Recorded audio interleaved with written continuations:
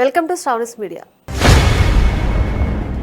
Mister chief justice, మీరెందుకు జనాన్ని ఇంతలా భయపెడుతున్నారు అనేది ఇప్పుడు వినిపిస్తున్న ప్రశ్న. ఆల్ ఇండియా సెంట్రల్ సర్వీసులకు చెందిన 71 మంది పదవీ విరమణ చేసిన సివిల్ సర్వెంట్ల బృందం భారత ప్రధాన న్యాయమూర్తి సిజేఐ జస్టిస్ సూర్యకాంత్కు ఒక బహిరంగ లేఖ రాసింది. పర్యావరణ వ్యాజ్యాలు వేసే వారిపై సిజేఐ ఇటీవల చేసిన వ్యాఖ్యలు భయాందోళన వాతావరణాన్ని సృష్టించే ప్రమాదం ఉందని, ఇది పర్యావరణానికి హాని కలిగించే ప్రాజెక్టులను పౌరులు సవాలు చేయకుండా నిరుత్సాహపరుస్తుందని లేఖలో స్పష్టం చేశారు.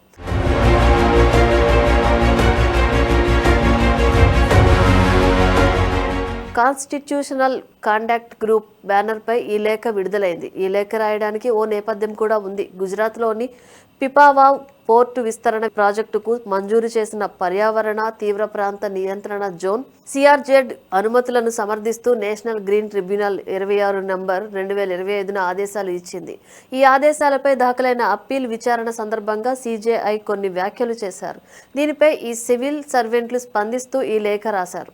సిజేఐ ఏమన్నారంటే, పర్యావరణ కార్యకర్తలు ఏనాడైనా పలానా ప్రాజెక్టును స్వాగతిస్తున్నాం అని ఎప్పుడైనా చెప్పారా అని ప్రశ్నించారు. దేశ అత్యున్నత న్యాయాధికారి చేసిన ఈ వ్యాఖ్యలు ఆందోళన కలిగించే పక్షపాత వైఖరిని ప్రతిబింబిస్తున్నాయని రిటైర్డ్ అధికారులు పేర్కొన్నారు. ఇలాంటి ప్రకటనలు పౌరుల భిన్నాభిప్రాయాలను అణిచివేసి వారిలో భయాన్ని పెంపొందిస్తాయి.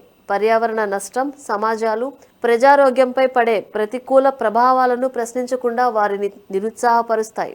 ఇది ప్రజాస్వామ్యానికి పూర్తిగా విరుద్ధమైన ధోరణులను సృష్టించగలదు అని లేఖలో పేర్కొన్నారు. ఈ లేఖపై సంతకం చేసిన వారిలో ఢిల్లీ మాజీ లెఫ్టినెంట్ గవర్నర్ నజీబ్ జంగ్, కేంద్ర పర్యావరణ శాఖ మాజీ కార్యదర్శి మీనా గుప్తా, మాజీ ఐఏఎస్ అధికారి సామాజిక కార్యకర్త హర్ష్ మందర్, మాజీ విదేశాంగ కార్యదర్శి కె రఘునాథ్, పంజాబ్ మాజీ డీజీపీ జూలియో రిబీరో కూడా ఉన్నారు. భారతీయ పౌర సమాజం చారిత్రాత్మకంగా పర్యావరణ పరిరక్షణను, ప్రజాస్వామ్య జవాబుదారీతనాన్ని బలోపేతం చేసేలా కృషి చేస్తోందని ఈ బృందం వాదించింది.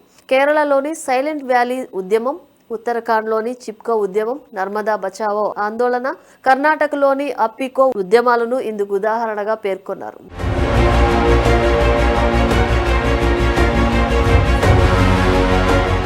దశాబ్దాలుగా పర్యావరణ స్పృహ ఉన్న పౌరులకు, బాధితులకు సుప్రీంకోర్టు చివరి ఆశగా నిలిచిందని, పర్యావరణ పరిరక్షణ కోసం పోరాడుతున్న పౌరులను ఉద్దేశించి సిజేఐ చేసిన అవమానకరమైన వ్యాఖ్యల పట్ల తీవ్ర విచారం వ్యక్తం చేస్తున్నామంటూ లేఖలో పేర్కొన్నారు. రబ్బరు స్టాంపులుగా ప్రభుత్వ కమిటీలు, ప్రభుత్వం నియమించే పర్యావరణ అంచనా కమిటీలపై కోర్టు చూపుతున్న నమ్మకాన్ని కూడా సంతకం చేసిన వారు ప్రశ్నించారు. పిపావావ్ విచారణ సందర్భంగా సుప్రీంకోర్టు ప్రభుత్వ పర్యావరణ అంచనా సంస్థలు, నిపుణుల కమిటీలపై నమ్మకాన్ని వ్యక్తం చేసిందని, అటువంటి సంస్థలు ఆమోదించిన ప్రాజెక్టులను సాధారణంగా నిలిపివేయకూడదని సూచించిందని లేఖలో పేర్కొన్నారు. అయితే భారతదేశ పర్యావరణ పరిపాలనా వ్యవస్థలో తీవ్రమైన లోపాలు ఉన్నాయని రిటైర్డ్ అధికారులు వాదించారు. ఇటీవల అరావళి కొండల కేసులో అరావళి శ్రేణిపై ఒక నిపుణుల కమిటీ ఇచ్చిన నిర్వచనాన్ని సుప్రీంకోర్టు మొదట అంగీకరించింది. ఆ తర్వాత పునఃసమీక్షించడాన్ని కూడా లేఖలో గుర్తు చేశారు. అలాగే సరిస్కా టైగర్ రిజర్వులో రాజస్థాన్ సరిహద్దుల హేతుబద్ధీకరణ ప్రతిపాదనకు మద్దతు ఇచ్చినందుకు ఆగస్టు 2025లో సెంట్రల్ ఎంపవర్డ్ కమిటీని కోర్టు విమర్శించిన విషయాన్ని కూడా ప్రస్తావించారు.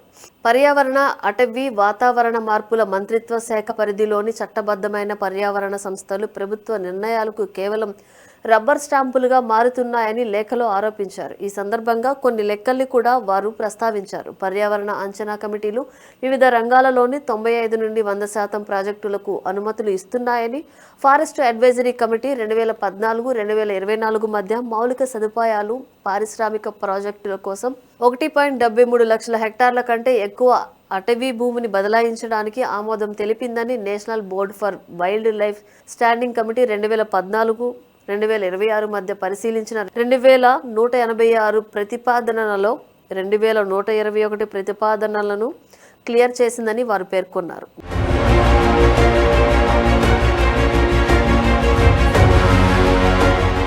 దేశ పర్యావరణ సంపదను బాధ్యతాయుతంగా రక్షించాల్సిన సంస్థల పనితీరు, నిర్ణయాలు పర్యావరణ జాగ్రత్తల పతనాన్ని స్పష్టంగా చూపిస్తోందని లేఖలో వివరించారు.